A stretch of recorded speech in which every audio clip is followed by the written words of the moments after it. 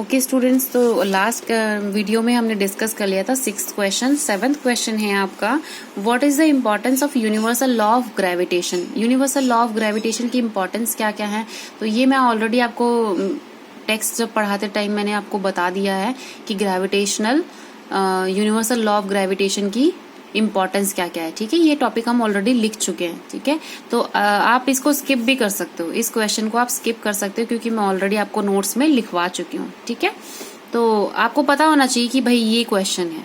ठीक है, अदरवाइज इसका आंसर हम ऑलरेडी कर चुके हैं। 8th क्वेश्चन है, what is the acceleration of free fall.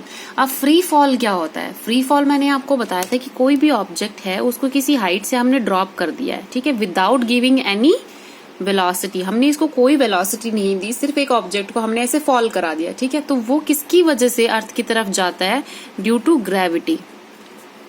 उसके ऊपर सिर्फ फोर्स क्या लगी हुई होती है? Due to gravity. तो यही आपको पूछा हुआ है कि what is the acceleration of free fall. तो ये ग्रेविटी की वजह से जा रहा होता है, तो इसमें एक्सेलरेशन कौन सा होता है? Acceleration due to gravity. ठीक है, इसमें एक्सेलरेशन क्या होता है? Acceleration due to gravity free fall में। ठीक है, नेक्स्ट क्वेश्चन है आपका, what do we call the gravitational force between the earth and the object. Earth and object के बीच में जो ग्रेविटेशनल फोर्स होती है उसको हम क्या बोलते हैं? देखो, अब जैसे कोई ऑब्जेक्ट है वो अर्थ की तरफ अट्रैक्ट हो रहा होता है किसी ग्रेविटेशनल फोर्स से, तो हम उसको क्या बोलते हैं? उसका मास इनटू ग्रेविटेशनल फोर्स बोलते हैं। मतलब फोर्स क्या आती है उस ऑब्जेक्ट के ऊपर, जितना मास दिया होता है into gravitational acceleration due to gravity. और ये क्वांटिटी को मैंने क्या पढ़ा है, ये किसके इक्वल होती है? वेट के इक्वल। तो इस फोर्स को हम क्या बोलते हैं? वेट। ठीक है, नेक्स्ट आपका क्वेश्चन है, Amit buys few grams of gold at the poles as per the instruction of one of his friend. He hands over the same when he meets him at the equator. Will the friend agree with the weight of gold bought? If not, why? The value of G is greater at the poles than at the equator. Why we will? अच्छा, question complete हो गया है। तो 10th question है आपका। 10th question में है कि किसी एक अमित है, उसने अपने फ्रेंड से कुछ गोल्ड खरीदा। कुछ गोल्ड खरीद लिया, मान लिया मास ऑफ गोल्ड हो गया, हमने 10 ग्राम्स खरीदा।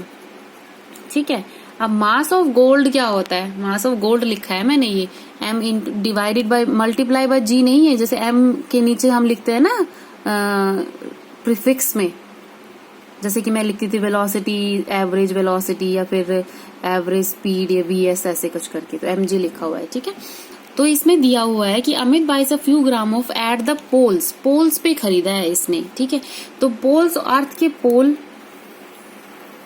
ये होता है पोल और ये होते हैं इसके इक्वेटर्स।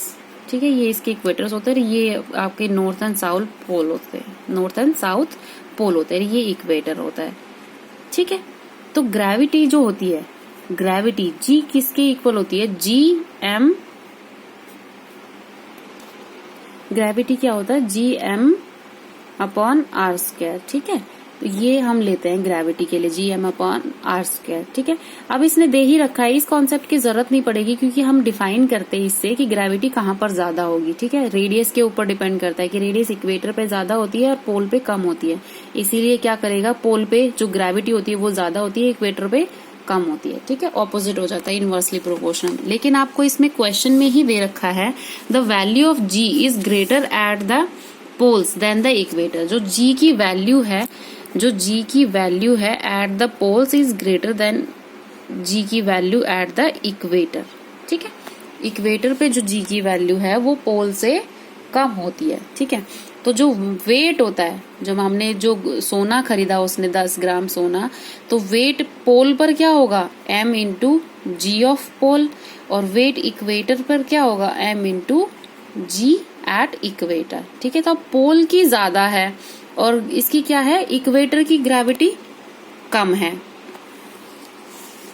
ओके, तो वेट जो है पोल के ऊपर जो वेट होगा वो इसका 10 ग्राम ही होगा। मतलब इसने 10 ग्राम के अकॉर्डिंग ये खरीद के लेके आया है पोल पे। ठीक है, अब आता है ये इक्वेटर पे, ये अपने फ्रेंड को हैंड ओवर करता है। मतलब इसका फ्रेंड इक्वेटर पे रहता है, यहाँ पर आके इसको ये प्रोवाइड करता है कि लो, मैंने आपका 10 ग्राम गोल्ड खरीद लिया है, ये ले लो। ठीक है, तो वो उस पर विश्वास नहीं करता है कि ये 10 ग्राम गोल्ड है। क्यों?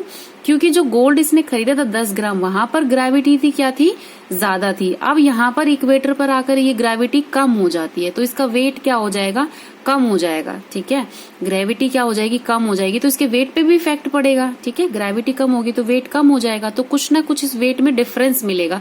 अब कितना मिलेगा वो कैलकुलेट करना पड़ेगा, लेकिन ये है कि वो लेस देन 10 ग्राम्स होगा, मतलब 10 ग्राम से कुछ कम होगा, तो उसके फ्रेंड को विश्वास नहीं होगा कि ये 10 ग्राम ही खरीद के लाया था।